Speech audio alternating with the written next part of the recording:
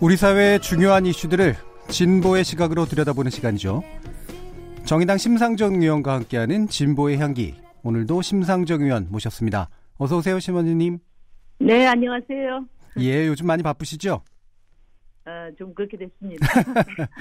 자, 국회 정개특위가 어쨌든 곡절 끝에 출범을 했는데요. 지난주 첫 회의 했고 오늘 두 번째 회의 앞두고 계신 것으로 알고 있는데 첫 회의 이후 또 생각 많으셨을 것 같아요. 어떠셨습니까? 미션 임파서블.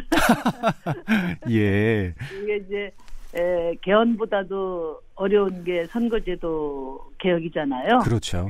매번 이제 정개특위가 구성이 돼서 시도를 했지만 결국은 거대 정당의 당리 당략 앞에서 좌초됐거든요. 예. 그렇기 때문에 더더욱 반드시 이번에 이뤄내야 한다고 생각을 합니다. 예. 이게 그 양당의 어떤 대결 정치에 대해서 국민들이 매우 불신이 크고 이제는 이제 정당 간의 이해관계에 발목 잡히는 국회가 아니라 예. 진정으로 국민들께 다가가는 그런 민생국회 만들기 위해서 그 첫 출발이 선거제도 개혁이기 때문에요. 하여튼 최선을 다하려고 합니다. 예.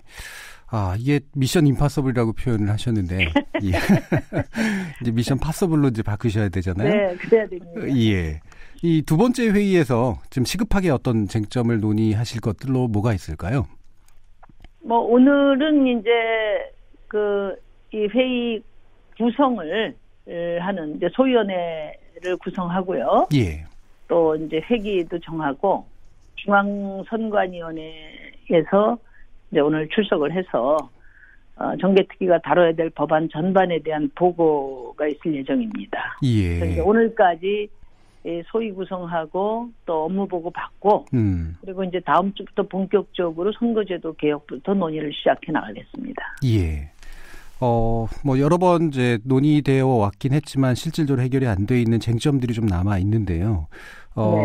여러 가지 이제 셈법들, 유불리가 있기 때문에 그게 제출되고 있을 것 같은데 일단은 소선구고제의 문제, 즉 승자 독식 구조로 바꾸는 것, 예를 들면 연동형 비례대표제 같은 것이 제한되고 있는데 이게 당의 크기, 그다음에 지역 기반 이런 거에 따라서 온도차가 상당히 크잖아요.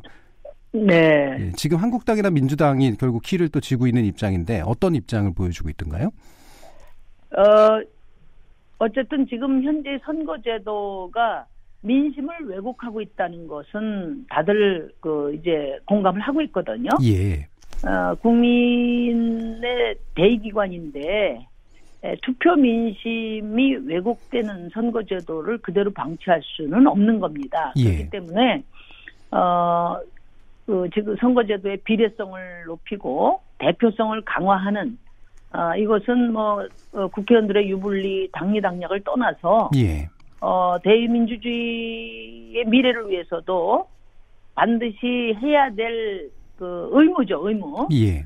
그래서 저는 이제 기본적으로 비례성과 대표성을 강화하는 선거제도 개혁에 대해서는 유불리를 따지지 말고 이것은 큰 원칙 하에서 이 국회의 존재 이유와도 같은 것이기 그렇죠. 때문에 예. 합의를 해야 하고 이제 그것과 맞물려서 지역구를 어떻게 할 것인가 하는 문제와 관련해서는 이제 각 당의 이해관계나 의원님들의 이해를 조정해서 비례성과 대표성을 높여야 한다는 대의와 그다음에 각 당 국회의원의 이해관계를 잘 조화시키는 그런 방향에서 결론을 도출해야 된다고 봅니다. 예.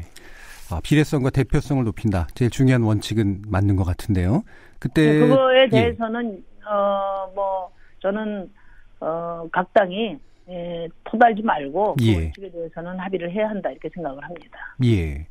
지금 어쨌든 제일 중요한 것 중에 하나가 이제 의원 정수를 어떻게 조정할 것인가라는 쟁점이 아닐까 싶은데 아직까지 이 문제를 본격적으로 논의하시지는 않으셨을 것 같긴 한데 일단 의원 정수를 유지하면서 비례성을 위해서 이제 비례대표의 의석수를 늘리면 지역구 의원이 줄어드니까 당장 이제 거기에 뭔가 밥줄이 달려 있다고 할까요? 뭔가 자신의 이해관계가 달려 있는 분들의 반발이 커질 거란 말이죠.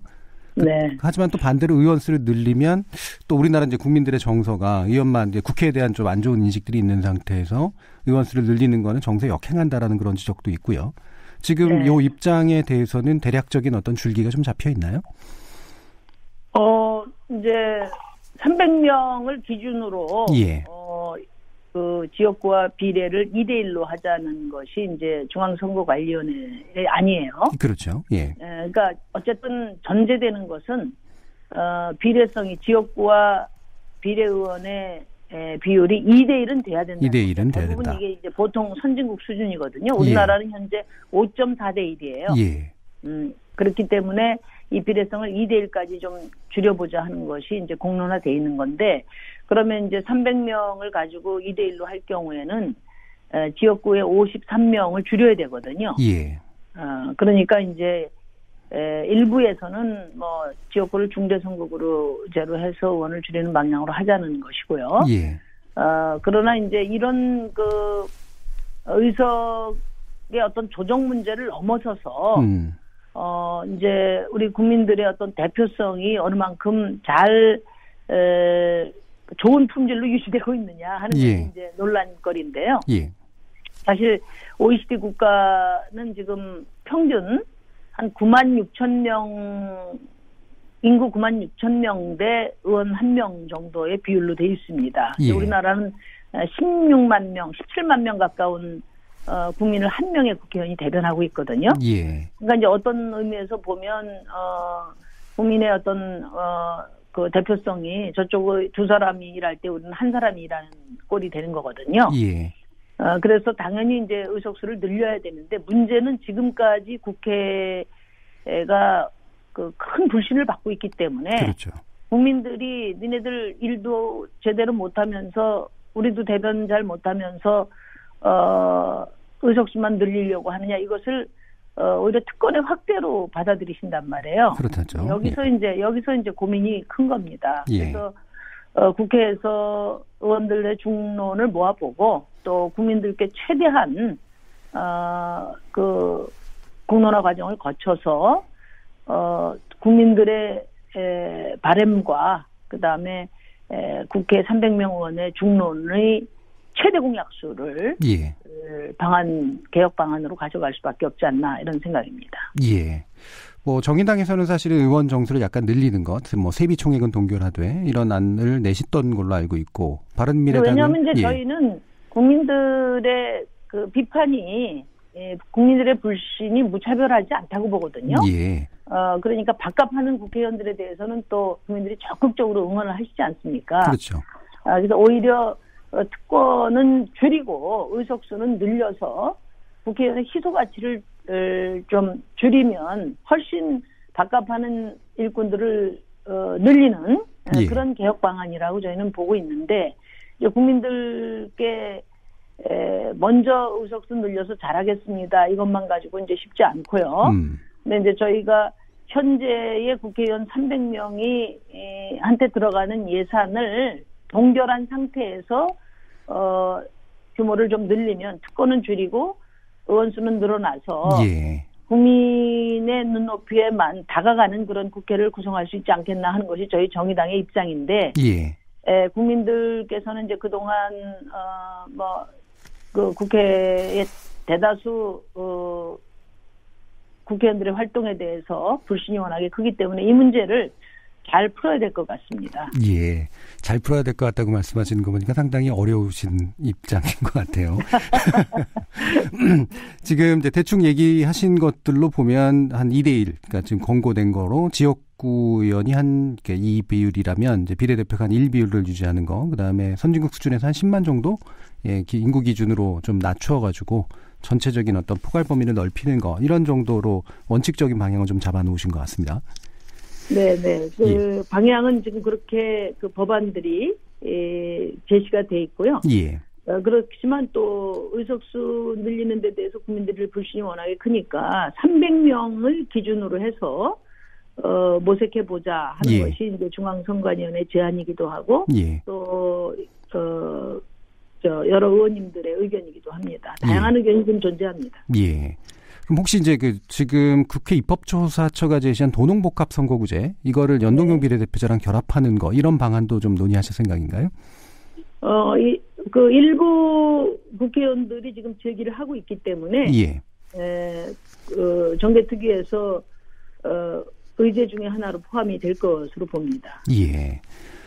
지금 그리고 또 이제 많이 쟁점으로 되는 이해관계가 갈리는 게 아무래도 이제 거대 여당 내지 야당과 소수 정당의 이해가 좀 갈리고, 그다음에 도시 기반 또 농촌 기반도 좀 갈리고, 수도권이냐 지방이냐라는 것도 좀 갈리고, 최근에는 또 특히 이제 부울경하고 대구 경북 사이에서도 의견이 좀 있는 차이가 좀 있는 것 같아요. 예를 들면 민주당에서는 부울경 쪽의 소선거구 유지 안이 이제 제한되고, 한국당은 이제 주로 TK 쪽에서의 중대선거구 개편 이런 쪽의 얘기도 하는데, 이런 것들도 좀 조율될 수 있는 그런 쟁점일까요?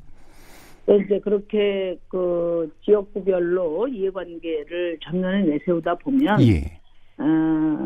합의점을 찾기가 어려울 것 같습니다. 그렇죠. 그래서 저는 이제 이 당 대 당 협상 너머에 있는 주제가 바로 선거제도 개혁이라고 보거든요. 예. 그렇기 때문에 그동안에 쉽지 않았고요. 그래서 우선 지금 현재의 승자독식 선거제도가 민심을 왜곡하고 있고, 예.